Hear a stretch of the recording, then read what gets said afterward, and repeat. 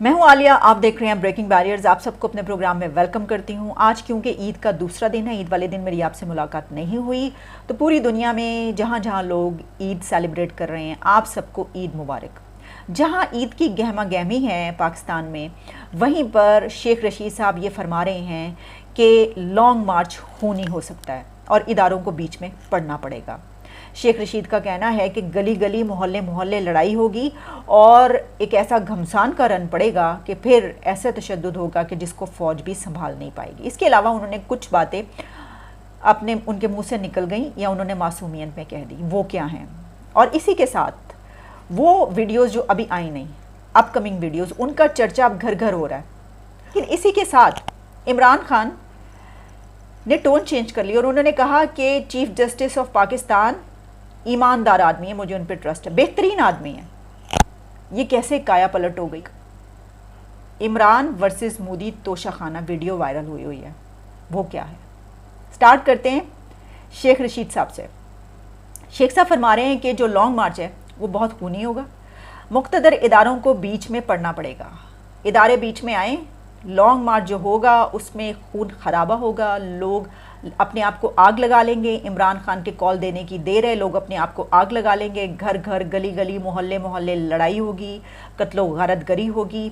और इसके अलावा उन्होंने ये कहा कि उनका या तो बेड़ा गर्क हो जाएगा या फिर वो कामयाब हो जाएंगे, या तो वो डूब जाएंगे या फिर वो तर जाएंगे।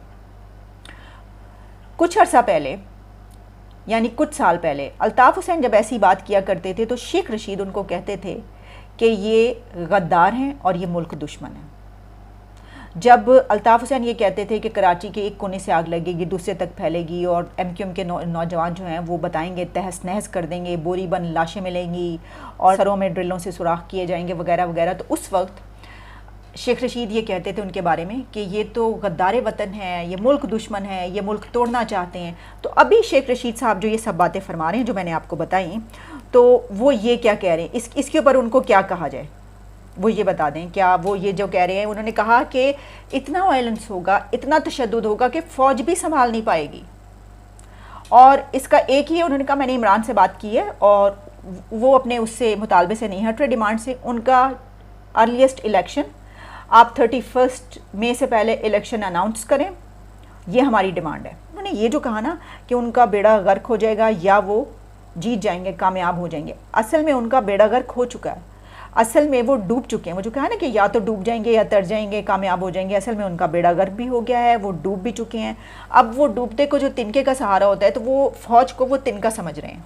तो अब या तो खून खराबा होगा, या तो खूनी लॉन्ग मार्च होगा, या फिर जेलें भरी जाएंगी। अब ये फैसला अथॉरिटीज़ को करना है कि खूनी लॉन्ग मार्च होगा या जेलें भरी जाएंगी। चलेगी, जान छुट गई, बहुत ही अच्छा हो गया। 1.5 साल क्या रहता है जी, अगर और बड़ा खराबी होनी थी, इलेक्शन हार जाना था।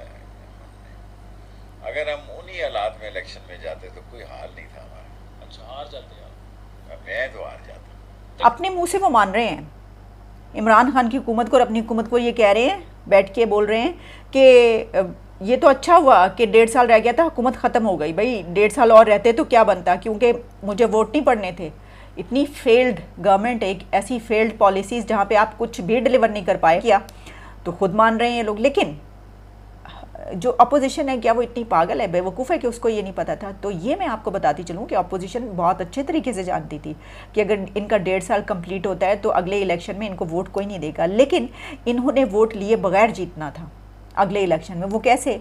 इसकी वजह यह है कि जो बहुत अहम अपॉइंटमेंट है जो कि नवंबर में होनी थी, वो फिर इमरान खान करते अगर वो 1.5 साल अपना और निकाल जाते, और अगर वो वाली अपॉइंटमेंट अपनी मर्ज़ी से करते तो फिर अगले इलेक्शन में उनको वोट मिलता या ना मिलता, ऐसी रिगिंग होती कि वो अगले 10 साल के लिए आते।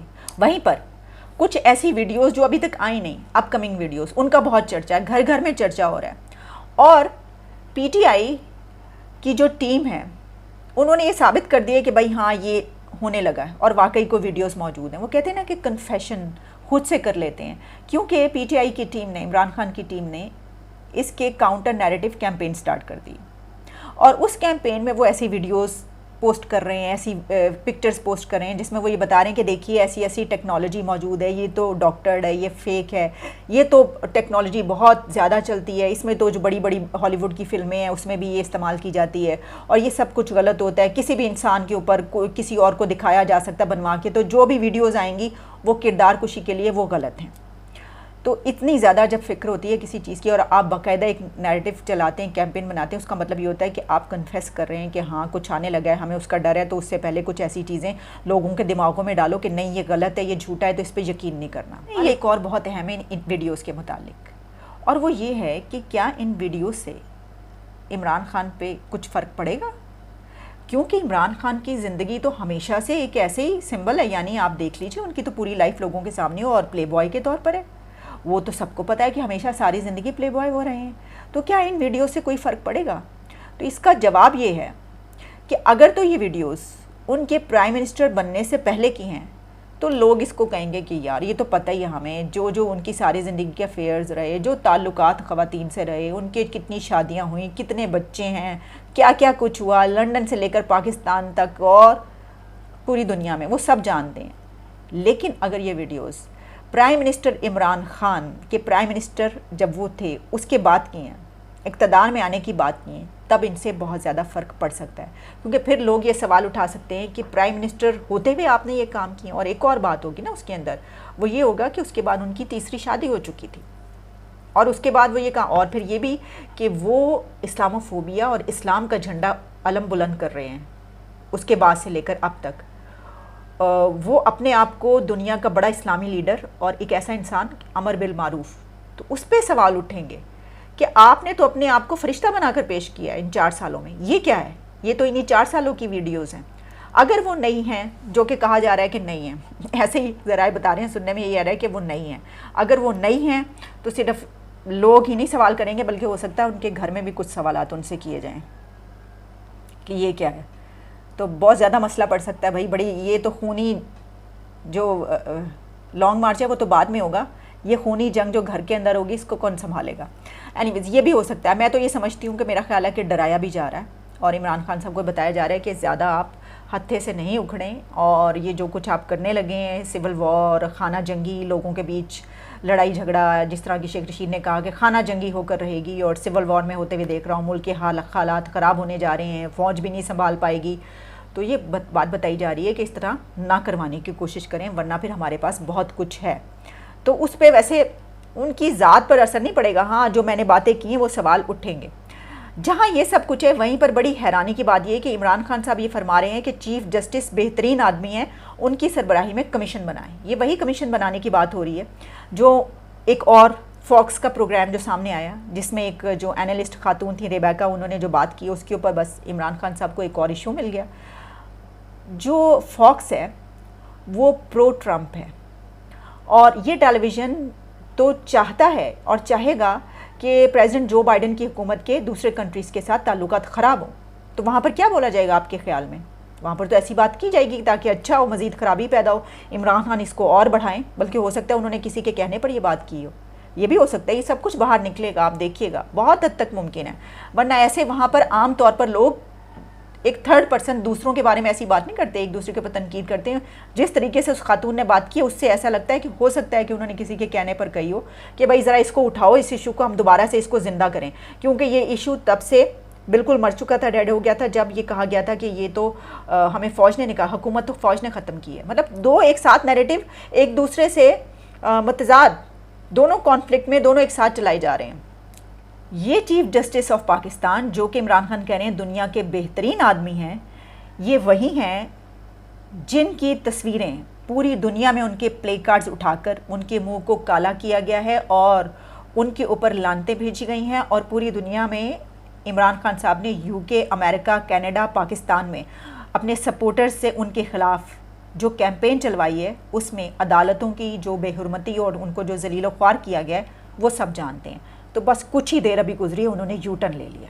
खान साहब कह रहे हैं चीफ जस्टिस बेहतरीन आदमी है, इसलिए कि वो ये चाहते हैं कि ये कमीशन बने और चीफ जस्टिस साहब ज़रा उनके लिए थोड़ा सा नरम गोशा रखें और ये उनकी बात मान लें। लेकिन इसकी एक और बड़ी वजह भी है, और वो ये है कि वो ये चाहते हैं कि ये कमीशन बने, क्योंकि अगर ये कमीशन बनेगा तो डेली बेसिस पे हियरिंग्स होंगी, कई महीनों तक चलेगा, और वो चाहते हैं कि ज़रा कई महीनों तक उनको थोड़ा सॉफ्ट हैंड से डील किया जाए, फिर उनको जेलों में भी नहीं डाला जा सकेगा, मामला लटक जाएगा, सज़ाएँ भी नहीं होंगी, वो इसी तरीके से इसमें चलता रहेगा। डेली बेसिस पे TV पे आ रहे होंगे, बता रहे होंगे उनके साथ अदालत के अंदर ये हुआ है, और फिर एट दी एंड अगर चीफ जस्टिस ऑफ पाकिस्तान, जिनको इस वक्त वो बेहतरीन आदमी करार दे रहे हैं, अगर इन्होंने फैसला ये दे दिया कि कोई साजिश नहीं है, ऐसी कोई कुछ है ही नहीं, ऐसा ये गलत बयानिया है और इमरान खान ये केस हार चुके हैं, तो फिर इमरान खान उसी वक्त एक और यू टर्न लेंगे और वो कहेंगे कि ये चीफ जस्टिस दुनिया का सबसे बुरा आदमी है। ये आप आज लिख लीजिए, अगर ये वाला कमीशन बनता है और इमरान खान के खिलाफ फैसला आता है तो इमरान खान इन्हीं को बुरा कह रहे होंगे, क्योंकि वो इलेक्शन कमिश्नर जिनको इमरान खान ने अपॉइंट किया था,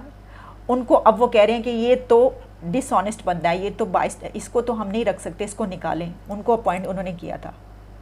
इसी तरीके से चीफ जस्टिस के मामले में यू टर्न के तो बादशाह हैं, आप जानते हैं, वो तो हैं ही वैसे बादशाह, लेकिन यू टर्न के तो मजीद बादशाह हैं, महाबादशाह हैं, जिस तरह हम कहते हैं कि भाई महापुरुष हैं। तो कहीं ऐसा तो नहीं है कि चीफ जस्टिस की तरह जिस तरह उनका नैरेटिव जो है वो घूम गया, बिल्कुल एक बेहतरीन आदमी बन चुके हैं, तो हो सकता है कि वो कोई और एक नई अहम अपॉइंटमेंट जो है उसके ऊपर भी तो कोई उनका नैरेटिव चेंज हो सकता है। वो कहेंगे नहीं, इनको नहीं, इनको लगा दें, इनको नहीं, इनको लगा दें, ऐसा कुछ हो सकता है। पता चल जाएगा हमें आने वाले दिनों में, इसका भी पता चल जाएगा। लेकिन आखिर में बात करेंगे, एक अहम वीडियो चल रही है, और वो वीडियो इमरान वर्सेस मोदी इस वक्त चल रही है तोशा खाना पर।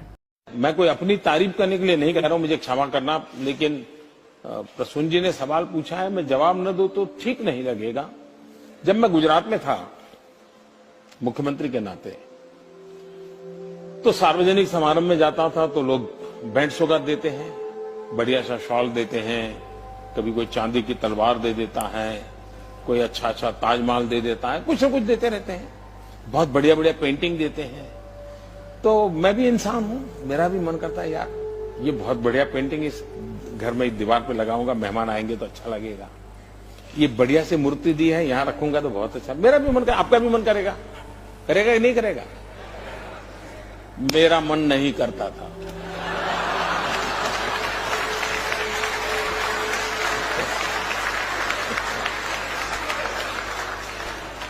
और मैं ये सारी चीजें सरकार का जो ट्रेजरी होता है, तोशा खाना बोलते हैं, उसमें डाल देता था। वो भी बड़े तंग आ गए, ये सब क्या सब्जी से आप बारियां बेच देते हो। मैं कहा रखूंगा भाई, मेरे कौन संभालेगा इन चीजों को, कोई इसके लिए किसी को रखना पड़ेगा मुझे। मैं दे देता था। फिर मैं उसका वैल्यूएशन करवाने लगा, फिर मैंने उसका ऑक्शन करवाना शुरू किया। हम लोग जानते हैं हिंदुस्तान में राजनेताओं के साथ ऐसी बातें सब सच होती है, सभी मैं नहीं कहता हूं, सब झूठ होती है, ये भी मैं नहीं कह सकता। लेकिन ये तो होता है कि यार वो फलाना था, इतना ले गया।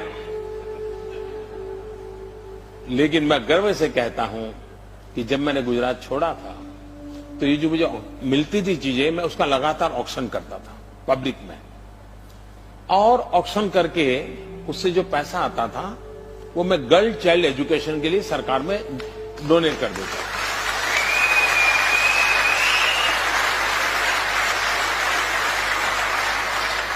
और करीब करीब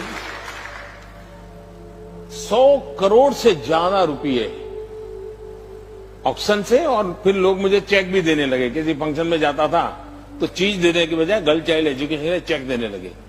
ये अमाउंट करीब करीब 100 करोड़ से ज्यादा थी जो मैं बच्चियों की शिक्षा के लिए देकर था। ये अल्फाज जो पीएम मोदी ने बोले हैं वो पीएम इमरान को बोलने चाहिए थे। ये तो इमरान खान साहब को करना चाहिए था, क्योंकि ईमानदारी के नैरेटिव पर इमरान खान आए हैं वजीर आजम बन के। पूरे पाकिस्तान के पॉलिटिशियंस को करप्ट कह के आपने जेलें करवा दी, साइड पर कर दिया, खुड्डे लाइन लगा दिया सबको, और आप इस नैरेटिव पे आए। हमने आपको वोट इसलिए दिया क्योंकि आप एक ईमानदार आदमी हैं।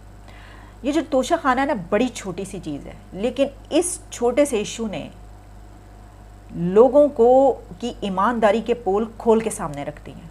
बहुत बड़ा एक जिसे भरम था उसको खोल के सामने रख दिया, तोड़ दिया वो भरम इस छोटी सी चीज़ ने। मुझे इसके ऊपर बात करते हुए बड़ी शर्म आती है। क्यों भला? मुझे लगता है कि ये बड़ी कमीनी सी चीज़ है कि आप अगर किसी ने तोहफे ले लिए तो आप उसके ऊपर बात कर रहे हैं। लेकिन इमरान खान जो कि इस्लामोफोबिया का और अपने आप को दुनिया का उम्मा का एक मुस्लिम लीडर ऐसा कि जिसका पूरी दुनिया गुन गाए और उसमें तो कोई सोचा ही नहीं जा सकता, डेजिग्नेटेड सर्टिफाइड ईमानदार, वो अपने आप को मानते हैं और कहते हैं अमर बिल मारूफ जो कहे अपने आप को, वो तो ये नहीं कह सकता कि जो मैंने बेचा है, तोहफा बेचा है, उसमें से 30 लाख मैंने सड़क पे लगा दिए बनी गाला की। आप 30 लाख वो अपने पास से लगाते। आपको तो मैं ही समझती हूँ इमरान खान को एक आने का एक टके का तोहफा उसमें से नहीं लेना चाहिए था, बल्कि वो देते और आगे बिल्कुल एग्जैक्टली इसी तरह। देखिए, आप पीएम मोदी को आप जो मर्जी कहें, जालिम कहें, वटएवर, कश्मीर का इशू लेकर उनको जो मर्जी कहते रहें, उनकी ये वीडियो पूरी दुनिया में वायरल हो रही है और इसने ये साबित किया है कि वो कितना ईमानदार वज़ीर आज़म है। उसके बारे में ये है कि उसके जितने ख़ानदान के लोग हैं पूरे मुल्क में, वो सब एक इंतहाई lower middle class mediocre life गुजारते हैं। उनके पास ना अपनी गाड़ियाँ हैं ना कुछ और है। उसने कभी आज तक किसी को एक पैसा नहीं दिया। ये सवाल उठ रहा है और सब इसको देख के कह रहे हैं कि खान साहब ये देखिए, वरना कोई तोहफे लेना कोई बड़ी बात नहीं। खान साहब ले लेते इमरान खान, बट उनकी मिसेस को पसंद आए थे, ले लिए उन्होंने, ठीक है, ओके।